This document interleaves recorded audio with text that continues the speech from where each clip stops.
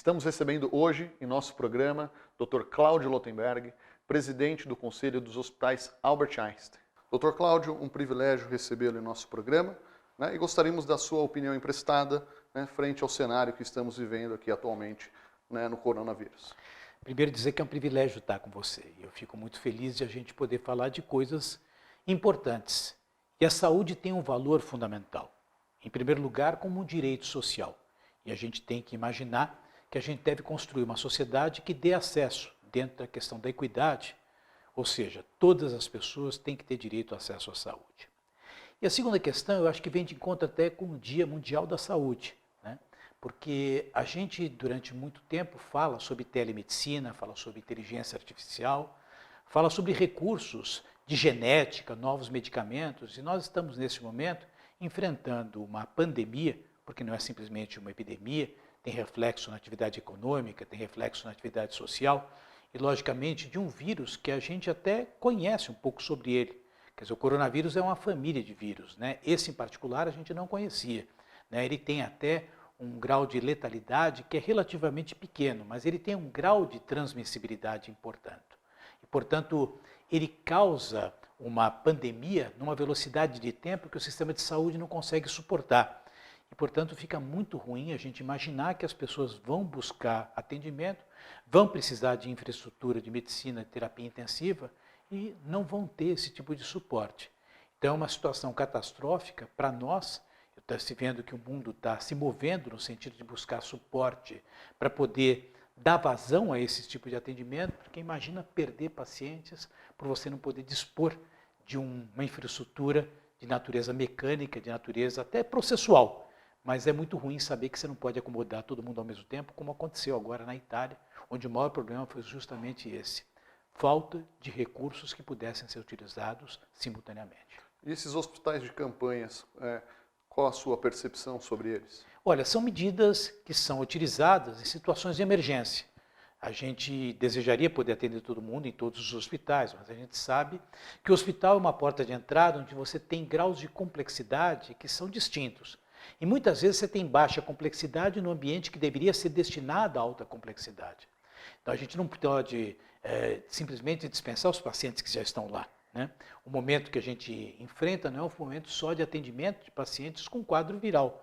São pacientes que têm câncer, são pacientes que continuam tendo acidente vascular cerebral, pacientes infartados, pacientes que têm cirurgias. Então você até consegue postergar parte disso, mas as circunstâncias emergenciais estão acontecendo.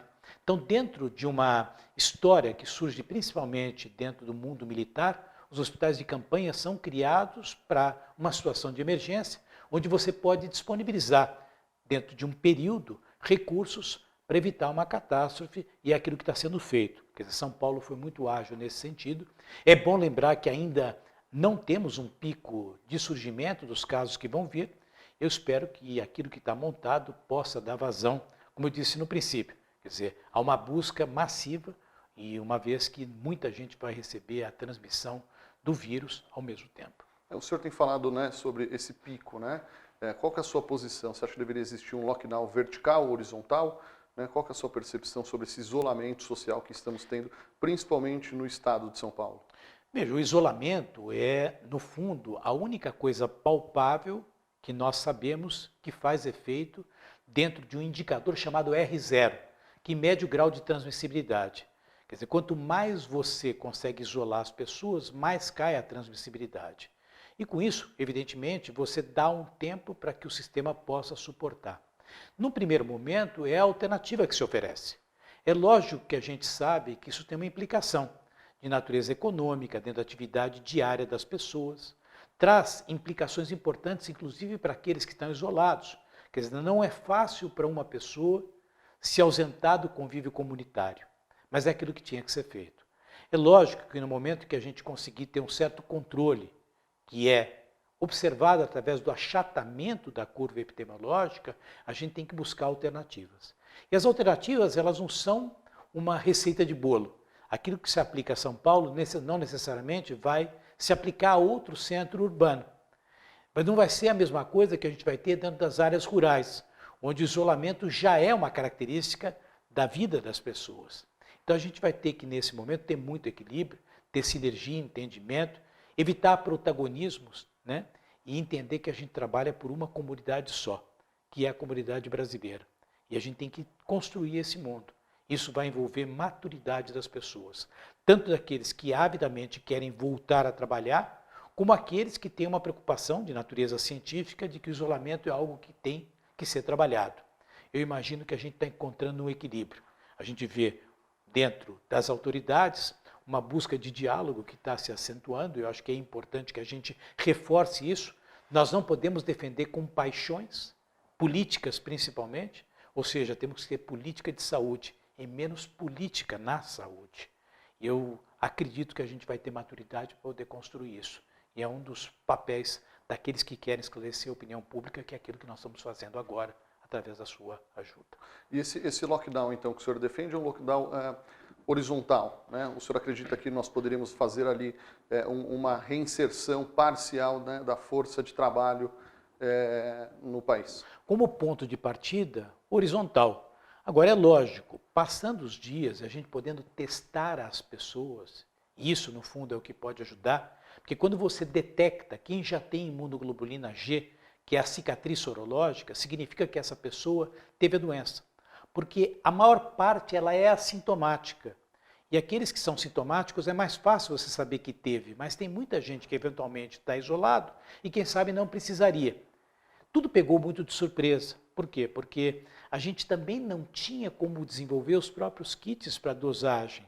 Quer dizer, a primeira dosagem que era feita não era uma dosagem, era o isolamento do vírus através da oro ou da nasofaringe, com um método de replicação viral chamado PCR, e com isso você podia identificar uma partícula viral.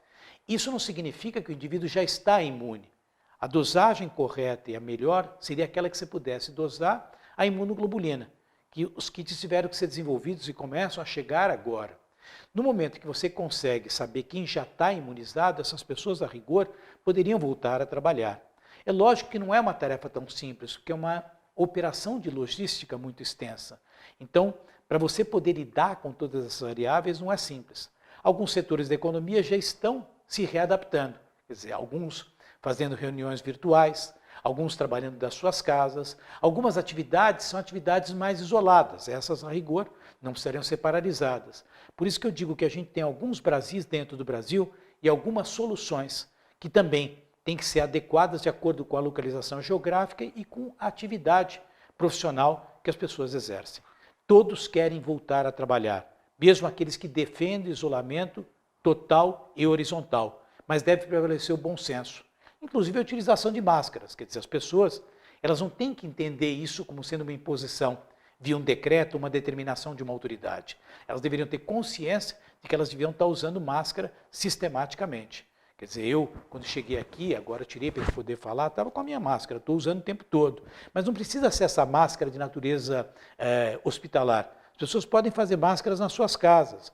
Tem máscaras de algodão. Tem que saber como manipular, como utilizar, colocar em um saquinho plástico depois que utilizou. A descartável você descarta. Então, toda essa organização que a sociedade tem que enxergar de uma forma madura para poder, de fato, voltar a trabalhar, que é o que todos nós queremos. Então, o senhor acredita que seria indicado, né, todos utilizarem, né, máscaras, ainda que caseiras? Né? Seria uma posição boa hoje. A máscara não é uma defesa própria para você, é uma defesa que você também tem no sentido de evitar a contaminação das outras pessoas. Então, por um período, eu não sei até quando, aliás, outras culturas é tradicional isso. Você vai para o Japão, você vê as pessoas no metrô utilizando máscara, você vê o pessoal usando luva, quer dizer, todo esse modelo comportamental que vai mudar, pode trazer até como algo que passe a ser uma vestimenta a utilização de máscaras. Eu acho que a gente vai ter um contexto de mudança significativo dentro da convivência grupal. O senhor acredita que a sociedade que vivíamos há 20 dias atrás, ela não existe mais? Eu não seria tão radical a ponto de dizer que ela não existe mais, mas eu acredito que ela vai se transformar. Ela vai ter mudanças significativas no contexto da relação de como dar as mãos, de como conviver dentro de um ambiente fechado. Quer dizer, eu acho que as pessoas têm que poder entender um pouco mais e, aliás, ter uma consciência um pouco mais grupal, né? Se nós formos olhar, quer dizer, qual seria a grande receita para esse momento, né? O isolamento, higiene, uso de máscaras. Se não fosse o álcool gel, Esse tipo de receita é o mesmo que um alquimista daria 100 anos atrás. Então são questões básicas que a gente usa pouco, mas quem sabe a gente vai fortalecer agora dentro de um contexto de mudança. Eu não gosto de radicalismos, eu não gosto que a gente tome as questões como sendo de mudanças radicais, mas certamente algo de diferente vai surgir. Hoje nós temos aí estamos vivenciando uma nova realidade, né? E qual que é a sua concepção sobre a telemedicina, que hoje está mais necessária do que nunca, né? Eu venho defendendo a telemedicina desde sempre, né? Dentro do Hospital Israelita Albert Einstein, um hospital que já presidi como presidente executivo, hoje eu presido o seu conselho, nós iniciamos os programas de telemedicina em 2012. Eu observei isso em Israel em 2012, porque lá os prontos-socorros acabam triando muito mais aquilo que é grave e tratando e resolvendo problemas que podem ser resolvidos à distância. A telemedicina foi regulamentada nos Estados Unidos em 1996 e no Reino Unido em 1998. O Japão, que é formado por uma série de ilhas, faz telemedicina também desde a década de 90. O Brasil ainda não regulamentou. Até Angola, com todo respeito a Angola, mas que não chega perto da pujança da economia do Brasil, tem a telemedicina já formalizada. O Brasil caminhou muito devagar, porque quer regulamentar, e eu entendo, existe uma preocupação que é legítima dentro da segurança do paciente, mas nós não podemos nos dar ao luxo de não começar algo que traz de fato benefício. A gente sabe que pacientes que usam a telemedicina, em até 45% das vezes, repetem em até 2 meses a utilização da telemedicina. O NPS, que é um indicador de percepção de satisfação daqueles que usam a telemedicina, é da ordem de 80%, 80 pontos. Nos prontos-socorros é da ordem de 30%, ou seja, quem experimenta a telemedicina gosta. Então, nós temos que, logicamente, criar proteção de dados, nós temos que treinar profissionais, quer dizer, os médicos que fazem telemedicina devem ser médicos com experiência, não pode ser um médico jovem. Ele tem que ser um médico que tenha sensibilidade. Por quê? Porque aquele paciente ele vai acabar sendo direcionado para ser atendido dentro de um ambulatório, dentro de um consultório e até mesmo dentro de um pronto-socorro. Mas se a gente não tiver uma base organizada e não começar a trabalhar na busca da perfeição, a gente vai retardar um instrumento de inclusão social, que é a telemedicina. A medicina, né, o direito à saúde é um direito de todos, né? Então o Albert Einstein já saiu na frente, né, com a telemedicina. Você enxerga que isso cada vez mais próximo está próxima a ser regulamentado? Sim, eu acho que foi regulamentado agora dentro de um cenário de emergência, né? Mas o Estado de São Paulo, através da Secretaria do Estado, já fazia teledermatologia há muito tempo. A telemedicina é um conjunto de movimentos que são feitos que não necessariamente têm interação só com o paciente. A telemedicina serve como segunda opinião, a telemedicina serve como instrumento para poder dar suporte para uma terapia intensiva. Nem todas as terapias intensivas do nosso país têm suporte tecnológico e pessoal treinada para medicina crítica. Então, quando você tem bases de telemedicina onde a comunicabilidade se intensifica, você fortalece toda uma rede de suporte que cria acesso. E, inclusive, para questões mais elementares de atendimento. Quer dizer, quantas e quantas vezes alguém tem uma dúvida e liga para um médico e fala por telefone. Isso é telemedicina. Alguma vez algum médico foi condenado por fazer isso? Aliás, a Constituição fala muito claramente que a opção é nossa. Aliás, dentro do direito de ir e vir. Se o paciente quer isso, e ele aceita, e ele junto com o profissional assume o risco, e o profissional, dentro de boa fé e de boa intenção, o faz com segurança, por que não fazer? Então eu acho que é um mundo sem volta, é um mundo que vai se impor porque a população assim demanda e ela precisa disso. Então é muito rasa essa visão de que telemedicina é apenas consulta, né? É muito absoluto, mais do que isso. Muito mais. Você tem as formas síncronas, as formas assíncronas, tem a forma de suporte, quer dizer, a telemedicina é uma pleiade de elementos que se utiliza de mecânicas do mundo digital, particularmente hoje com a inserção dos celulares, que estão presentes no bolso de mais de 100% da população, levando em consideração que cerca de 85% da população vive em até 450 cidades, provavelmente é muito fácil criar infraestrutura de rede digital para isso. E toda vez que alguém fala, o pessoal diz, não, você está falando porque você está falando de uma realidade de São Paulo. Não é verdade. Se tem só em São Paulo, nós temos que, de maneira determinada, como se fosse uma política afirmativa, dá para as regiões onde isso daqui poderia ter um custo. Ou seja, dá a essas pessoas acesso.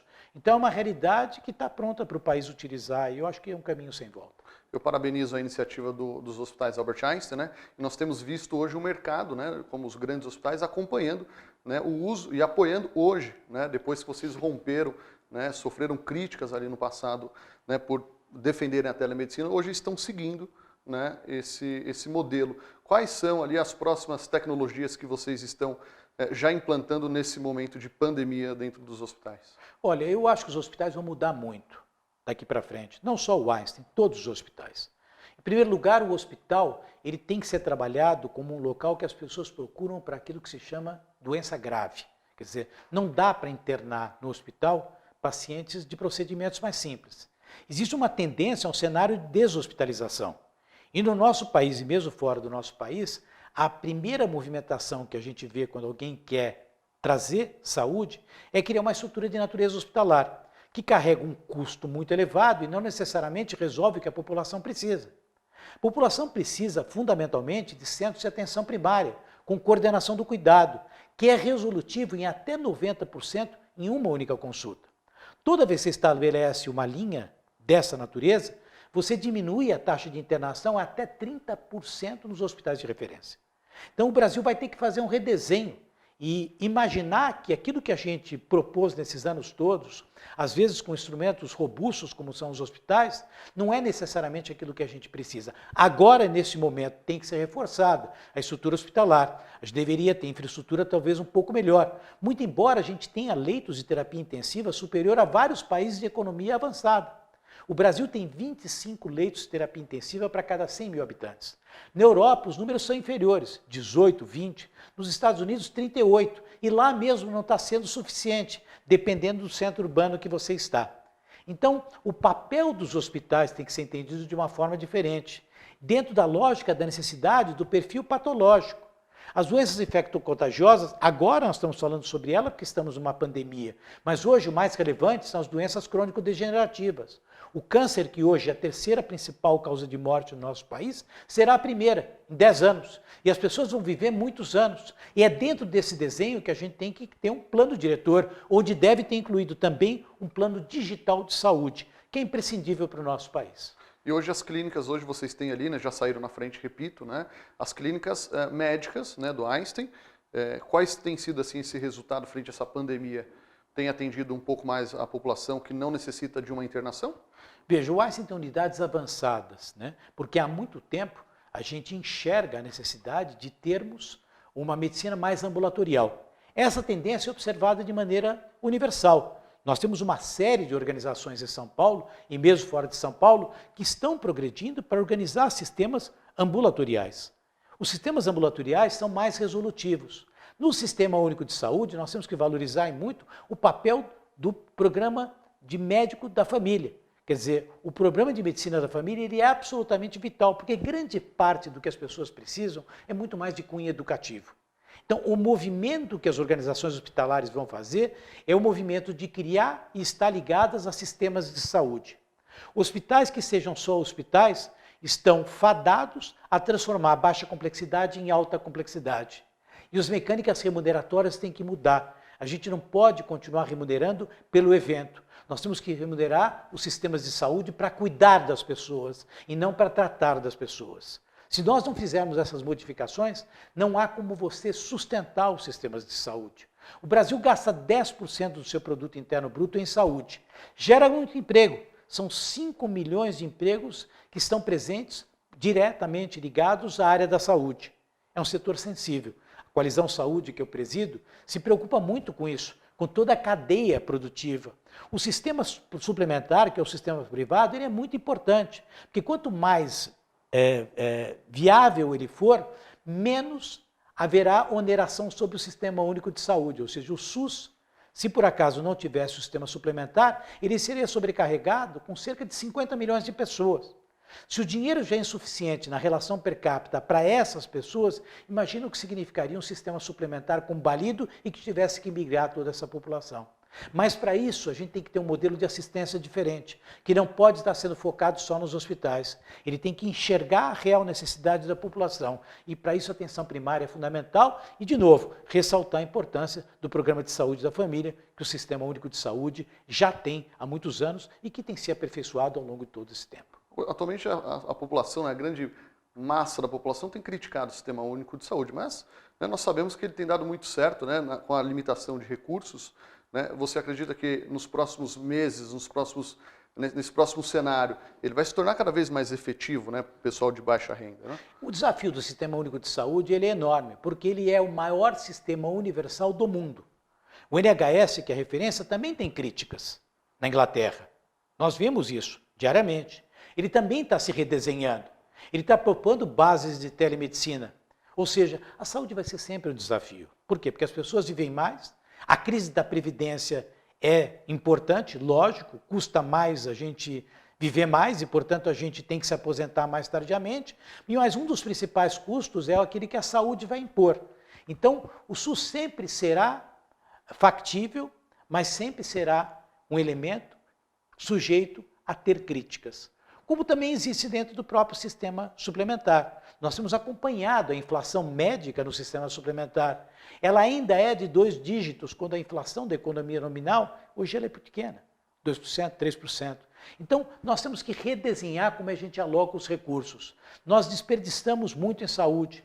33% do que a gente gasta é desperdício, com retrabalho, com utilização imprópria e até por estímulos impróprios de consumo que a gente tem que repensar. Eu acho que o momento atual é um momento importante para a gente superar, é verdade, essa fase aguda, mas para a gente redesenhar como é que a gente pode trabalhar com a saúde como um direito social, que tem que ser financiado, que tem que remunerar as pessoas, tem que remunerar os médicos, que tem um papel muito importante. O médico no nosso país ele é mal remunerado, a valorização da equipe multiprofissional, quer dizer, não pode ser só o médico, a gente sabe o papel da enfermagem, do técnico de enfermagem, do fisioterapeuta, do farmacêutico, quer dizer, toda essa a rede de trabalho tem que ser valorizada e ela é muito pouco valorizada. A gente vê valorizar demais a medicina instrumental, aquela que é pautada por aparelhos, e a gente não valoriza o capital humano. Por isso que muitas vezes a gente não tem adesão a tratamentos, não se envolve em vínculos, e isso é muito ruim. A gente alimenta o lado do consumerismo, que não necessariamente é aquilo que resolve as questões mais básicas da saúde. Nós temos visto atualmente os grandes artistas, né, até mesmo a grande população, né, apoiando ali, né, os profissionais da saúde. A sua percepção é que houve agora um despertar, né, para essa valorização? Eu acho que sim. Eu estou vendo e muita gente mobilizada. A situação hoje ela é uma situação, poderia se chamar de caótica, né? Então, logicamente que as pessoas estão preocupadas e querem ajudar. Mas a questão é que a saúde, ao lado da habitação, da alimentação, né, da segurança, ela preenche os mínimos sociais. E a saúde tem que ampliar o seu escopo. Quer dizer, quando você fala sobre saúde, você não pode falar só daquilo que acontece na fase do tratamento. E aí não é só prevenção, é hábito de vida. Quer dizer, falar sobre saúde e não discutir alimentação, quer dizer, as pessoas não sabem o que comem. Falar sobre saúde e não falar sobre a questão de infraestrutura básica de saneamento é um equívoco. Quer dizer, a gente hoje sabe que nas metas do milênio nós tínhamos desafios enormes e não conseguimos levar água encanada para o mundo inteiro, quer dizer, existe uma carência tremenda. Quer dizer, como é que a gente pode lidar com isso? Quer dizer, a gente vem aqui no seu programa e fala sobre cirurgia robótica, fala sobre medicina 4.0, quando a cerca de alguns quilômetros daqui tem gente que não tem água encanada na sua casa, não tem rede de esgoto. O Brasil até melhorou muito a parte de água encanada, mas esgoto está muito ruim. Então a gente tem que trabalhar essas coisas e ampliar o entendimento do que é saúde. Hoje vindo para cá, né, para o programa, estava ouvindo uma rádio ali bastante conceituada, né, e falava justamente sobre isso, né? Nós estamos falando muito em álcool em gel, né, e muito prevenção, só que a população, né, uma grande parte, uma parte expressiva, não tem água encanada. Não tem como lavar as mãos, que foi o princípio da nossa conversa. Quer dizer, precisa do álcool gel? Precisa, é melhor, mas uma boa lavagem de mãos durante 20 segundos, por entre os dedos, tem o mesmo efeito. Então, como é que você pode pregar isso se as pessoas não têm água nas suas casas? Então, eu acho que vai ser um momento reflexivo daquilo que a gente quer dar.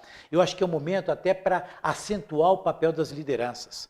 Nós não podemos nos furtar a responsabilidade de escolher líderes com uma visão ampla da sociedade. Nós temos que trabalhar muito sério para evitar que oportunismos sejam levados mais a sério do que a visão das pessoas que querem estruturar a nossa sociedade. Isso talvez seja um momento importante. Você diz, puxa vida, aproveitar o lado popular de um artista de televisão, de alguém que tenha penetração, sim, trazer essas pessoas.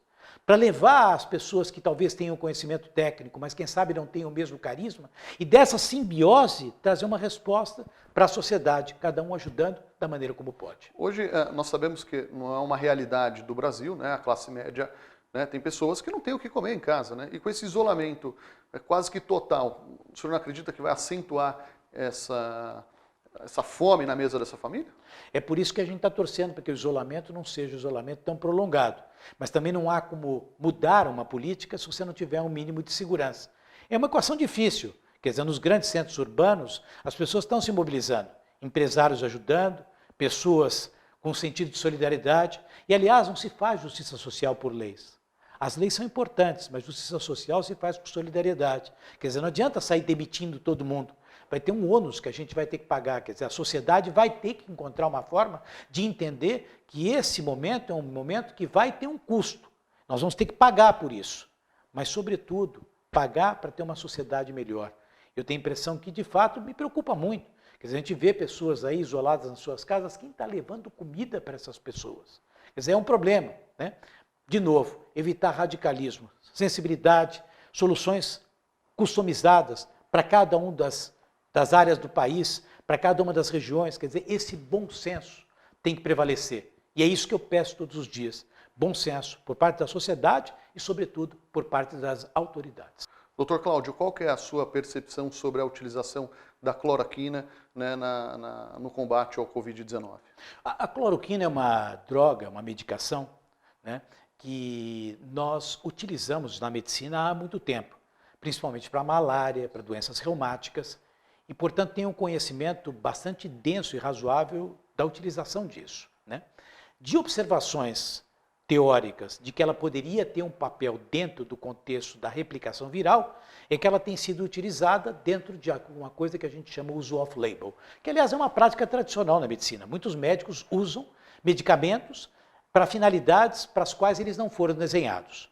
Entretanto, para haver uma generalização, a gente tem que esperar a ciência. A ciência não tem uma velocidade que pode ser manipulada ou alterada fugindo de critérios que são muito bem estabelecidos e por isso que ciência envolve pesquisa. Eu estou torcendo muito para que isso possa acontecer. Existe uma percepção que funciona, sim, para alguns médicos, né? Mas para a gente ter uma posição definitiva, a gente tem que ter um processo como está sendo realizado em alguns centros, o Einstein é um deles, e não diria só no Einstein, no Brasil e no mundo inteiro. Muita gente está estudando isso. Não é a única alternativa. Já está surgindo outras coisas. Hoje falava sobre uma droga antirretroviral, que eventualmente a Fundação Fiocruz dizia que pode ser também de grande utilidade. O soro hiperimune, mas a produção de soro hiperimune, que é algo relativamente simples para fazer industrialmente, também precisa de estudo. Então, o que a gente pode dizer? Quer dizer, não podemos imaginar que vai ter um tiro de prata ou uma solução milagrosa. Se a gente não tiver a capacidade de entender que pesquisa científica se faz dentro de uma velocidade e a gente tem que administrar a ansiedade da sociedade até que ela seja concluída, a gente não vai poder dizer que isso aqui é a resposta. Eu vejo muita gente usando, os sinais são positivos, mas, de novo, vamos tomar isso de forma adequada para evitar o que estava acontecendo. Das pessoas irem às ruas, comprar a cloroquina, acabar com os estoques para aqueles que precisam e utilizar, eventualmente, não dentro de uma necessidade para a qual isso pode ou pode não ter resposta. Na sua percepção como médico, em quanto tempo, né, também como cientista, em quanto tempo teremos ali uma... Acho que em mais 3 ou 4 semanas a gente vai ter alguma coisa mais consistente no nosso meio. Dr. Cláudio, agradecemos as suas ponderações, sempre muito razoável, né, sempre com soluções customizadas, né, nunca com uma posição muito radical, e agradecemos mais uma vez pela sua presença aqui em nosso programa. Eu que agradeço, quero dizer que é um privilégio estar com você e com os nossos telespectadores. Muito obrigado. E recebemos hoje em nosso programa o Dr. Cláudio Lotenberg, presidente do Conselho dos Hospitais Albert Einstein, e trazendo bastante ponderações, principalmente nesse momento que estamos vivendo. Não perca o nosso próximo programa, que traremos bastante autoridades na área da saúde para compartilhar com vocês.